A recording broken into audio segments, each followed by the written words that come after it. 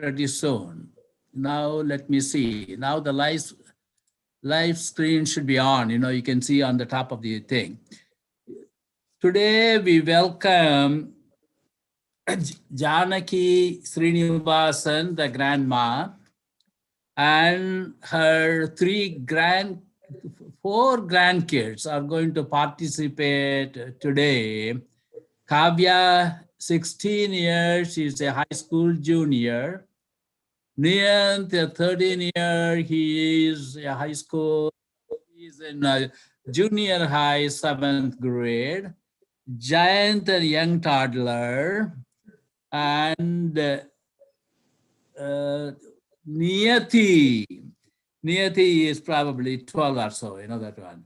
Okay, I'm today. 14. Pardon? I'm 14. No, Niyati is 14. Okay, all right, you look, that's very good. You see, Niyati is 14.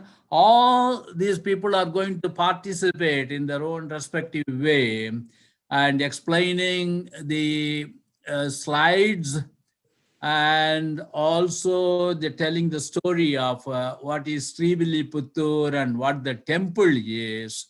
And with that, I'm going to hand over the mic to Mrs. Srinivasan.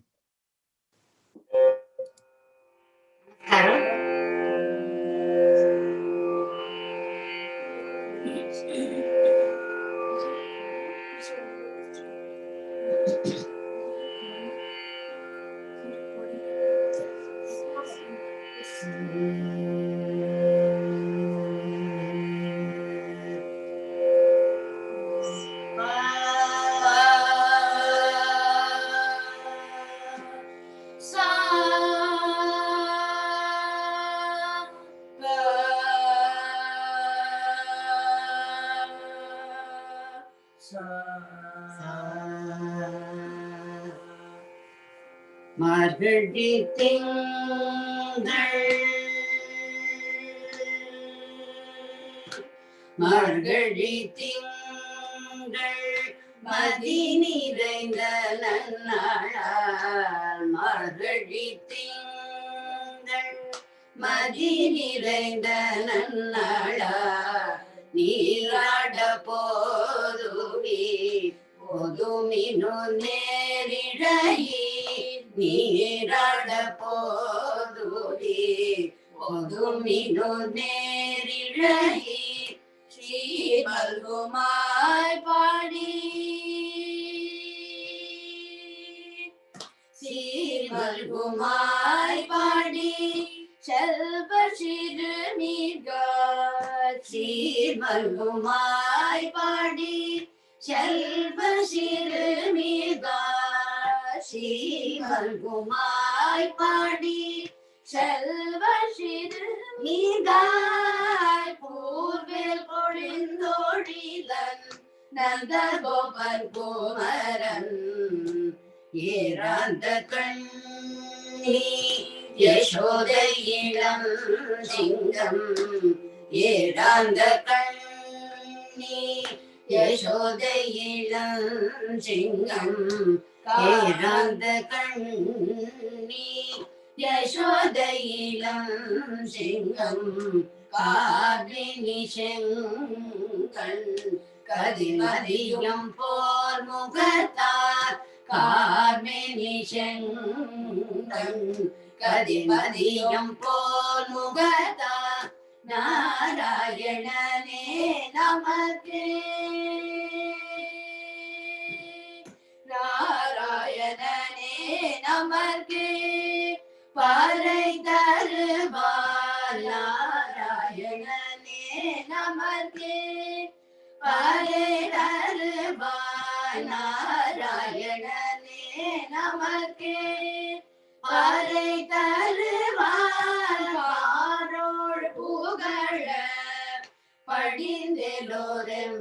படிந்தெல்லோரெம்பாவார் பாரோள் புகழ படிந்தெல்லோரெம்பாவார் மார்கழி திங்கள்.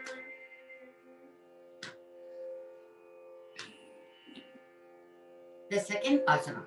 வையத்து வாழ்வீர்கள் நாமும் நம்பாவைக்கு ராகம் Gaula and சாப்புத்தாளம்.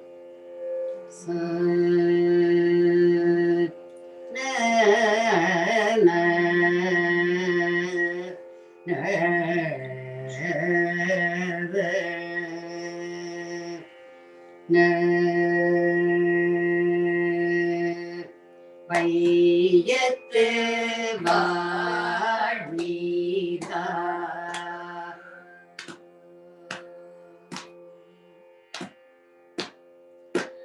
வையத்து வாழ்வீரா நாமும் நம்பாவைக்கு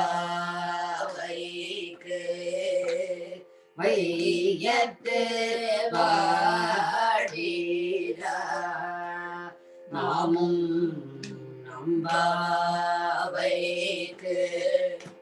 செய்யும் கிரீஷைகள் கேளீரோ பார்த்தடருள்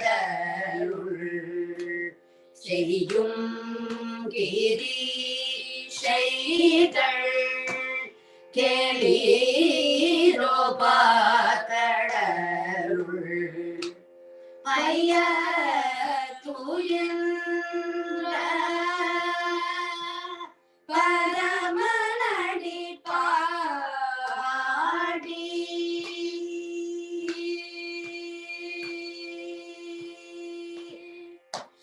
பைய தூயின்ற பரமனடி பாடி ஐய தூயின்ற பரமனடி பாடி நெய்யுண்ணோ பாருண்ணோ நெய்யுண்ணோ பாருண்ணோ நாட்டாலே நீராடே மையட்டேதோ மலரேட்டு நாம் முடியோ மையட்டேதோ மலரேட்டு நாம் முடியோ செய்யாதன செய்தோ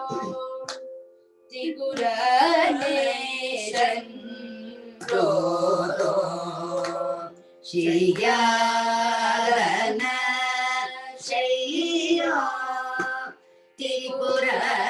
திகுரநேசன் ரோதோ ஐயாவும் பெற்றாயோ ஆதரையும் கை காட்டி ஐயாவும் பெற்றாயும் ஆதரையும் கை காட்டி ஐயாவும் பெற்றாயும் ஆதரையும் கை காட்டி உய்யும் மாறன் நீ முகந்தேலோரம்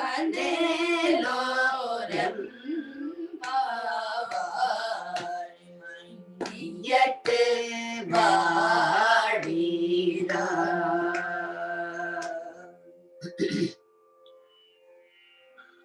The next Pasuram, third one. ஓங்கி உலகளந்த உத்தமன் பேர்பாடி ஆரபிராகம் ஆதித்தாள்.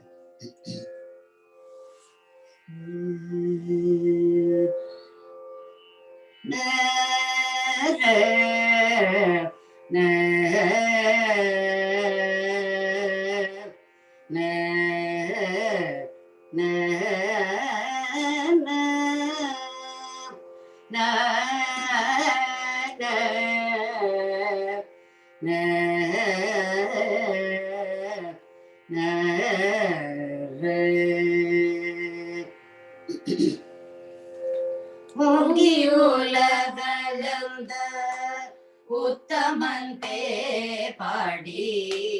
ஓங்கி உலகளந்த உத்தமன் பேர் பாடி நாங்கள் நம் வாவைக்கு சாற்றி நீராடினால் நாங்கள் நம் வாவைக்கு சாற்றி நீராடினால் தீங்கின்றி நாடெல்லாம்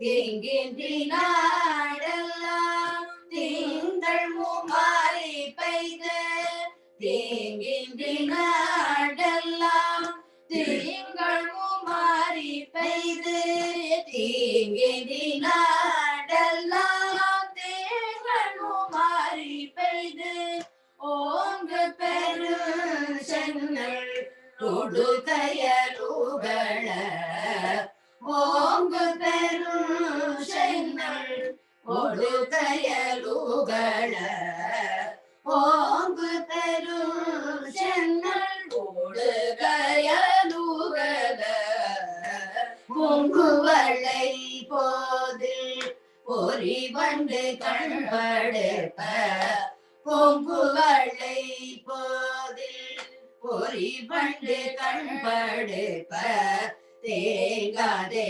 போக்கிருந்து சீத்த முலை பற்றி தேங்காதை போக்கிருந்து சீத்த முலை பற்றி வாங்க கூடம் நிறைக்கும் வாங்க குடம் நிறைக்கும் வள்ளல் பெரும் பசுக்கள் வாங்க குடம் நிறைக்கும் வள்ளல் பெரும் பசுக்கள் நீங்காத செல்வம் நிறைந்தேலோரெம்பாவாய் நீங்காத செல்வம் நிறைந்தேலோரெம்பாவாய் ஓங்கி உலகளந்த.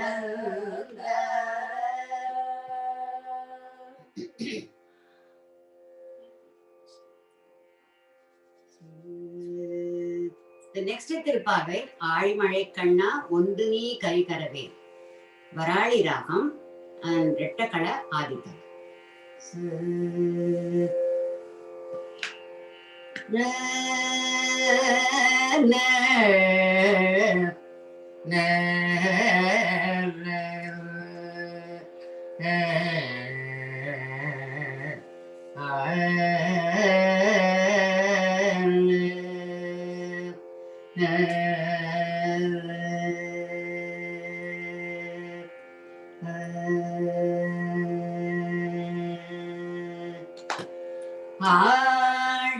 ஆழிமழை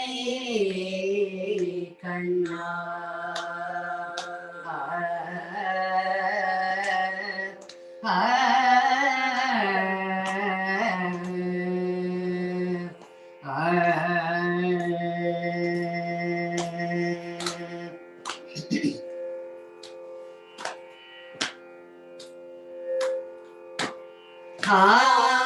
ஆழிமழை கண்ணா ஒன்று நீ கைதரவே ஆழிமழை கண்ணா ஒன்று நீ கைதரவே ஆழி உள் போது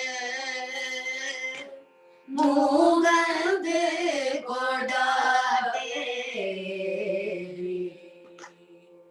ஊழி முதல் உருவம் போனை கருத்து ஊழி முதல்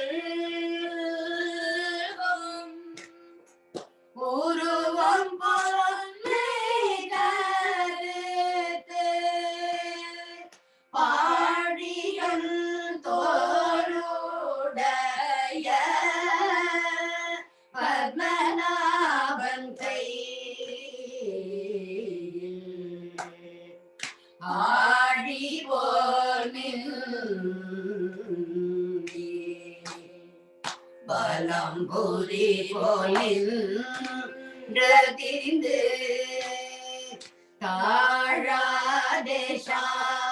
தாழாதேசாலம் உதைத சரமழை போ வாழ உலகினில் பேரிடாயாங்களும் வாழ உலகினில்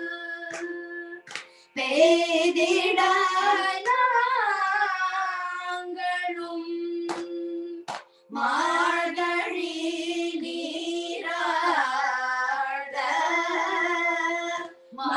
மகிழ்ந்தேவரம் மார்கழி நீராட மகிழ்ந்தேவரம்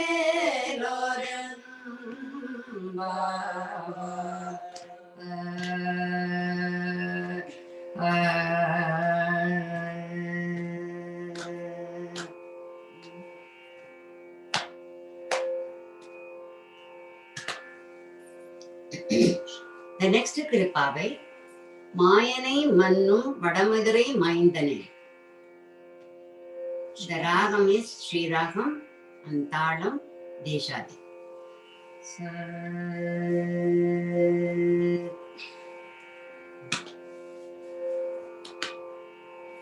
மாயனை மண்ணு வட மதுரை மைந்தனை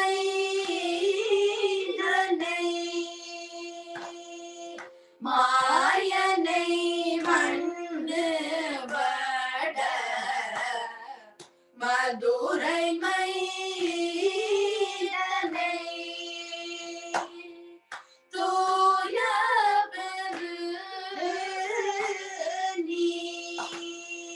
யமுனை குறைவனை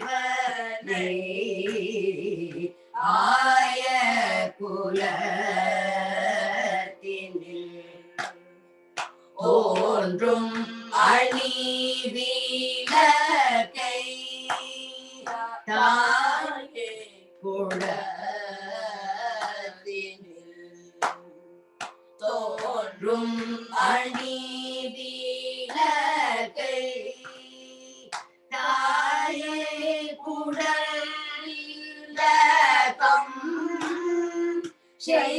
செய்ததாமோ கரனை தோயமாய் வந்து நாம் தோமல தூவி தொழுது தூயமாய் வந்து நாம் தோமல தூவி தொழுது பாடின பாடி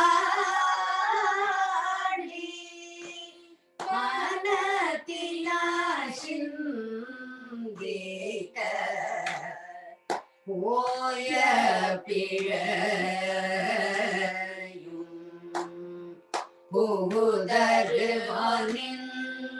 புகுதருவானின்றனவும் போய பிழையும் புகுதருவானின்றனவும் தீயனில் தூவாகும் செப்பேலோரம்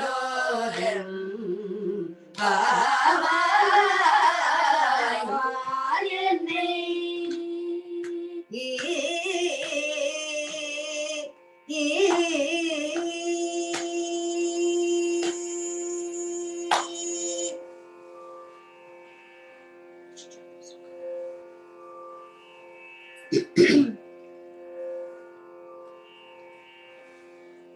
The next திருப்பாவை புள்ளும் சிலம்பினகான் போதரிக் கண்டினாய். இந்த ராகம் இஸ் சங்கராபரணம், தாளம் ஆதி. Untitled Chapter. Sa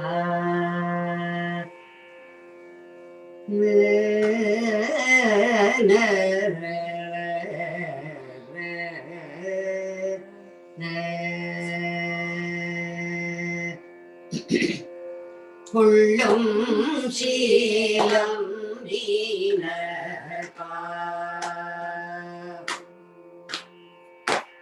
புள்ளும் சீலம் உள்ளடையன் புள்ளும் சீலம் உள்ளடையன் வெள்ளை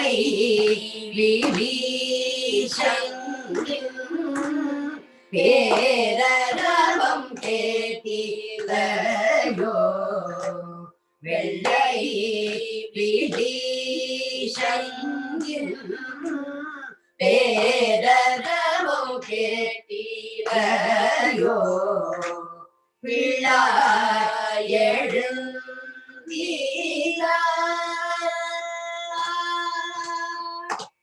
பிள்ளாய் எழுந்தீராய்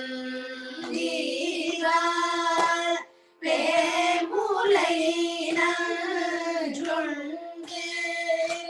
பிள்ளாய் எழுந்தீராய் பேமுலை நன்றுண்டு கள்ள சகடம் கலகழிய காலோதி வெள்ளதரவில் தூயில் அமர்ந்த ஈத்தினை உள்ளத்து பொன்று முனிவர்களும் யோகிகளும் மெல்ல எழுந்து ஹரியன்ன வேரரவும் மெல்ல எழுந்து ஹரியன்ற வேரரவும் உள்ளம் புகழ்ந்து குளிதேரோரும் உள்ளம் சீலம்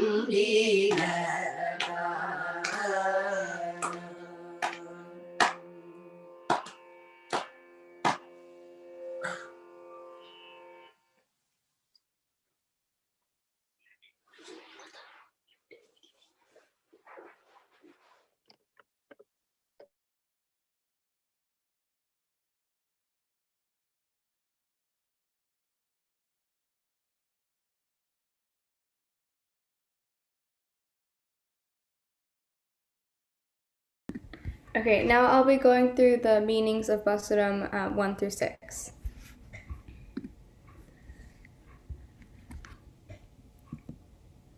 Okay, so for the first one, in this verse, a few of the gopis invite the other gopis from among the 500,000 families of Gokula to rise early and to join them so that they can all go together in a group to ask Lord Krishna for pare, which is a drum. And here we are introduced to the concept of satsang, or the pursuance of the spiritual goal in a company of like-minded seekers. For the Pasuram 2, in this verse, the gopis are describing the vow to worship Krishna. They will sing the praise of Lord Vishnu, said to be reclining on a serpent in the sea of milk, the cosmos, contemplating upon the welfare of all beings. Lord Vishnu's feet are the object of worship. This verse highlights the do's and don'ts for the interested devotees who want to reach their goal. For Pasuram 3, Andal pays her obeisance, pays her respect to the incarnation of Vamana, in which he appears as a young student to ask for 3 strides of land from the demon king Bali. So he was granted the land, and the Lord immediately expanded his form, and with 2 strides, he covered the entire universe. He then asked Bali where the 3rd step should be placed, and Bali bowed his head for the Lord to step thereupon. Bali was pushed down into the nether regions and was granted immortality over the netherworlds. And the Acharyas praise this incarnation above the others because everything belongs to the Lord anyways. Yet he takes the form of a poor Brahmin boy who and goes to seek a favor from a human being. Andal expresses her great confidence in being able to secure the grace of the Lord. In the 4th Pasuram, here Andal stresses her desire for rain and addresses this invocation to the rain god Varuna. She requests Varuna to assume the dark blue form of Krishna, the cloud-colored one, and Andal now uses similes of Krishna's 3 weapons to describe the phenomena associated with rain. So the first one is that lightning is the Sudarshana chakra, and the chakra which moves at the speed of light represents the universal mind. It is discharged for the punishment of the wicked and the salvation of the devotees. 2, the conch, the primordial ocean of creation. It is the symbolic of the emanation of the cosmos and the sound of the Omkara. And it's meant to praise the Lord's saving grace. And then 3rd, in this incarnation of Sri Rama, the Lord uses the bow to defeat the demonic host of Rakshasas led by Ravana. And so in the 5th Pasuram, in this verse, in the 5th verse, Andal calls for all her friends, the gopis, in Tirupati to undertake the vow of Margari Nombu. The gopis raise a concern. Even the so powerful Rama crowning ceremony didn't happen on the day the great sage Vashishta marked, so how can we be sure that our vow will go on without any problems? So Andal then answers, we need not cleanse all of our sins to undertake this vow, since we are going to surrender to Lord Krishna, who is pure in all aspects and capable of burning all our sins and making our vows successful. He is such a Lord who forgoes anything for the sake of his devotees. Andal in this verse teaches the means of devotional service, making simple offerings of flour, chanting Krishna's name, and silently meditating. And finally, in the 6th Pasuram, so we know that in the first 5 verses, we're introduced to the divine work where Andal mentioned that we all have prerequisites for undertaking the vow to attain the ultimate goal of servitude to Lord Krishna. They are blessed with the right time, acceptance from elders, and also the deep wish to involve themselves in devotion. But what are they waiting for? For example, while trying to bathe in the river with heavy flows of water, we try to hold on to each other's hands rather than enter it alone. Similarly, before starting to enjoy the ocean of divine qualities of the Lord, Andal tries to wake up all her Gopika friends in verses 6 through 15. It is customary to surrender to the divine feet of the Lord with the support of elders, masters, devotees, and Andal indulges in waking up the gopis before actually proceeding towards the place of Vrata. But when all gopis have equal devotion towards Krishna, why will one sleep and others stand outside to wake her up? Well, this is due to the way each one has got involved in devotion. Some are mesmerized and unable to act, while others are so eager to reach the goal, stand outside, waking up the mesmerized ones.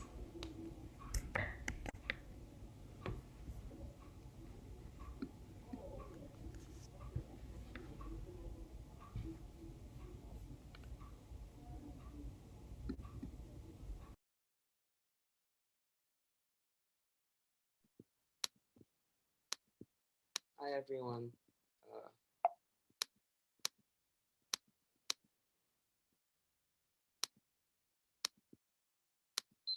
So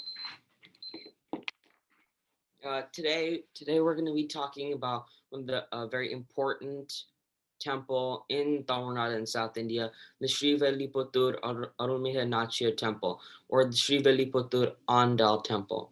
Now, this temple is very important because it was built to symbolize Andal and Lord Vishnu and Krishna, especially because Sri Velliputtur is the town the Andal is from. And as a little girl, or until the age of 1 or 2, she lived here. And we'll later talk about how Periyalvar found Andal in Sri Velliputtur. So first we need to we learn a little bit about this temple. And this temple is beautiful because of its age. It was built in the 10th century CE, 10th century Common Era, which is anywhere between the year 900, the year 999. Now, because it was built so long ago, the temple was built by pre-Pandya rulers, meaning at this time it would have been a local ruler that ruled Sri Velliputtur and the land surrounding it, and probably nothing more than that. And because of its age, the temple has inscriptions of all three of the major rulers that ruled Tamil Nadu and South India from the 10th century to around the 14th century, and this includes the Pandyas, the Choras, and the Nayaks. Now, this temple, from architecturally, it's stunning. The temple is 192 feet tall, and as you can see in the main gopuram, it's 192 feet tall, and that's 59 meters approximately. And each level has a floor in it where soldiers would have been able to keep a medieval Tamil tank, and this tank was built of solid stone, and its projectiles were launched through compressed air. And the main gopuram has sculptures of Vishnu in all of its forms, in all of his avatarams and in all other forms as well. And also, there's only 3 colors used on the gopuram, in different shades, of course, but the only 3 colors used are blue, red, and green. And they're able to create these beautiful, intricate designs. They're statues of Vishnu, of Andal, of Periyalvar, of all these important mythological Hindu figures. And finally, like many other big important temples in South India, the gopuram is built of a uniquely Dravidian architectural style. It's beautiful because if you go to any part of either of South India, whether it's Kerala, Tamil Nadu, parts of Karnataka, and Andhra Pradesh, you find this Dravidian ancient architectural style. And you don't only find it in temples. Of course, you see it a lot, mostly in temples. You see it a lot in government buildings as well. In fact, the Shora temple in Tanjore used the same architectural style. And it's very important because it is a tall tower that can be used to protect your temple. Because during ancient times and medieval times, the temple was the center of the city. And if the city was under attack, the temple would take in anyone in the city, whether they believed in the deity in the temple or not. And it was like the bank.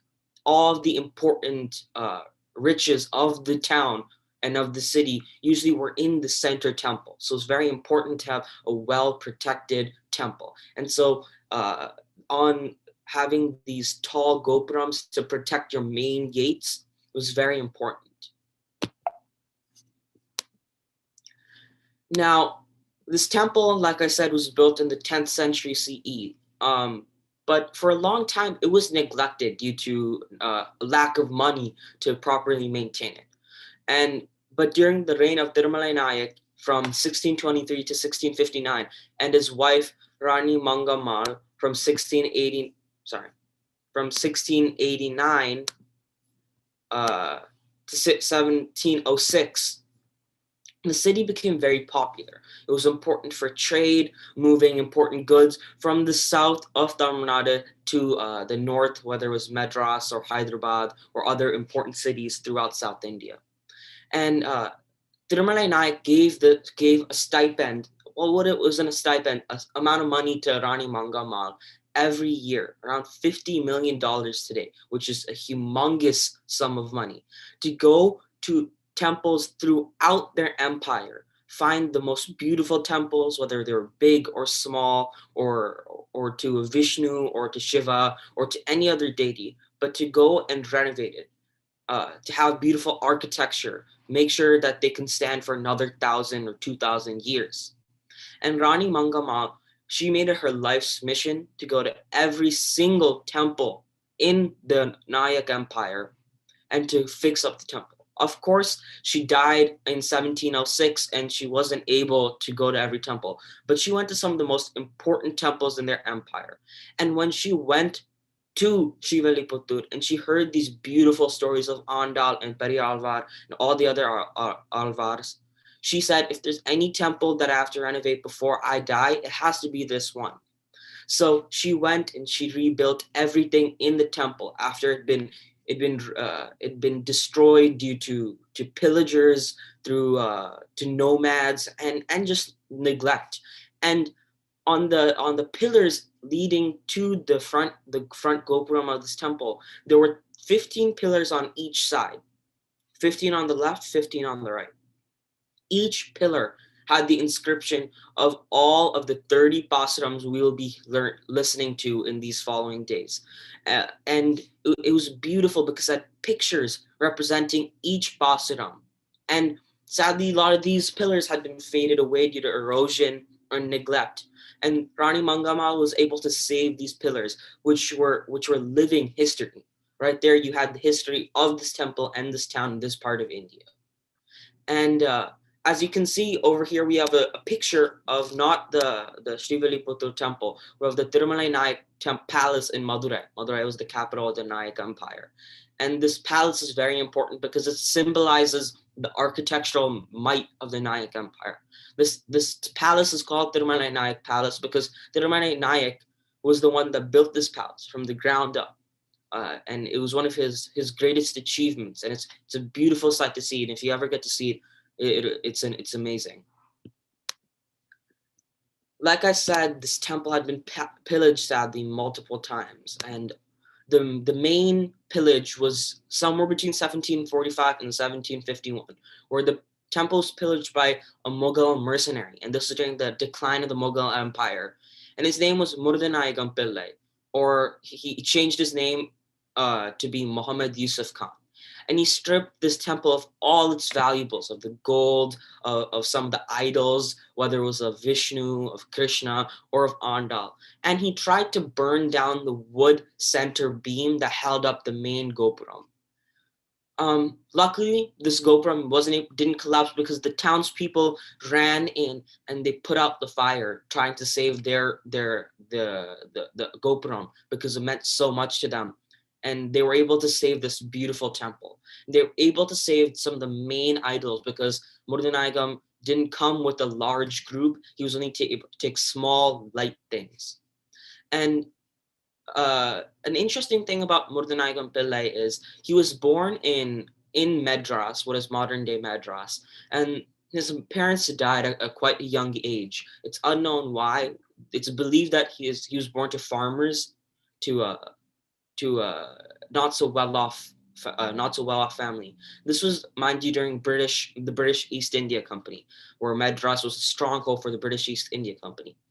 And it's believed that either a Muslim trader from Hyderabad came and found this young abandoned Murdanayagam and took him to Hyderabad, and there he converted to Islam and became Muhammad.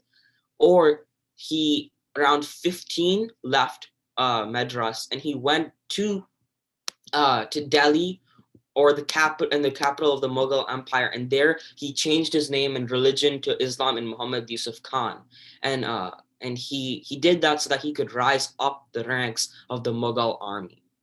So he was part of the Mughal army from around 1745 to around 1730 to around 1745. After that, he became a mercenary. And he worked for multiple empires, whether small or large. He worked as a Mughal mercenary, and during the Carnatic Wars, which was an uprising and a rebellion in the Mysore region of South India, he worked as a British mercenary to suppress these uprisings, and he was quite successful. Finally, like I said, this temple is filled with beautiful stories, but one of the most well-known and biggest stories is of Andal and the Arvals. This temple is filled with beautiful stories of Andal and the Arvals. The city of Srivilliputturu is where Peri Alvar, one of them, another important Alvar, met the young Andal. And Andal, the story goes that Andal was abandoned or wandering in a field of Tulsi. And it's unclear how old she was. She's no older than 2 years old, and she was spotted by Peri Alvar, and immediately he saw the beauty in her, and how he saw the Lord living inside of Andal. He took Andal to be his daughter, and he raised Andal. And in all these depictions, you see Andal as a young woman. In fact, she sadly died at a very young age, no older than 10. So she wrote all the Tirupavai, all 30 Pasurams, at a very young age, 5 or 6 years old. All the holy scriptures and the important scriptures that she wrote at a very young age. So that's why Peri Alvar could see the Lord living right there inside of Andal. Thank you guys very much.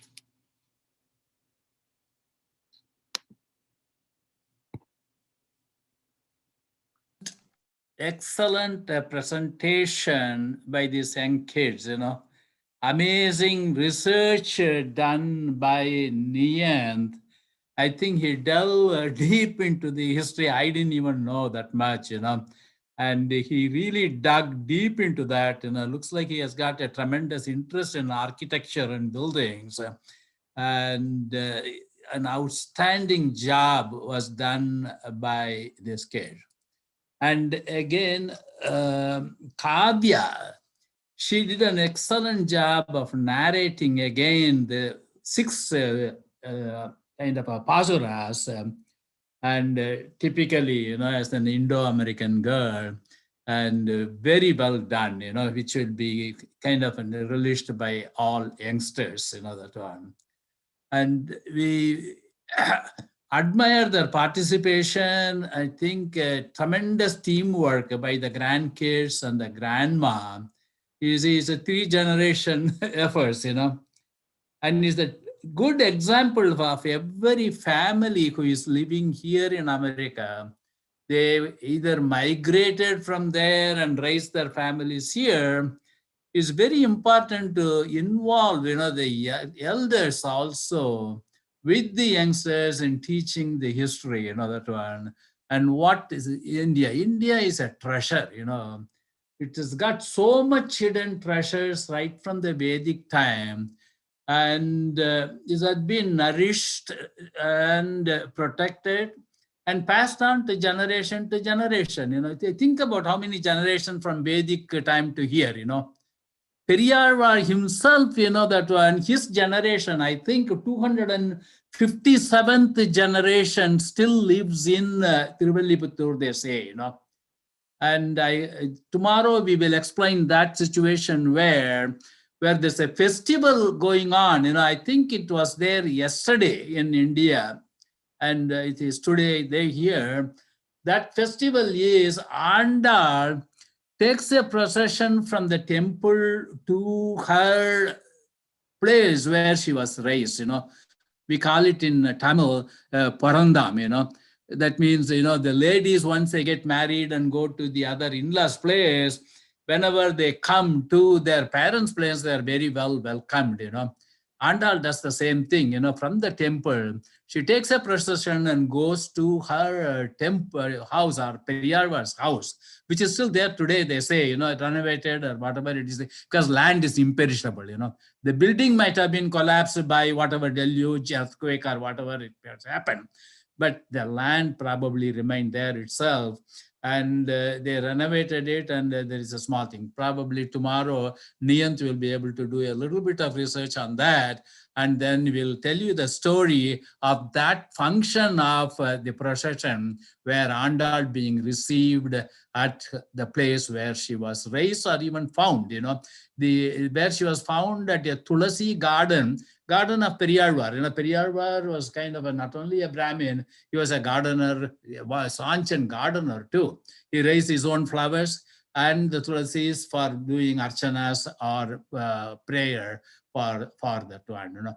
With that, I conclude today's satsang.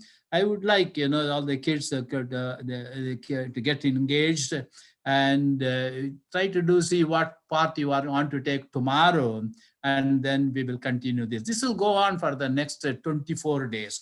Today is the 6th day of the month of Margazhi. Still, there are 24 days left, and each day is a kind of a treasure, and these kids will keep on improving on each day. They will surpass par excellence, by the time the 30th day is finished. With the, thank you very much. I appreciate you. Just the young boy smile I can see on his face, and welcome you back.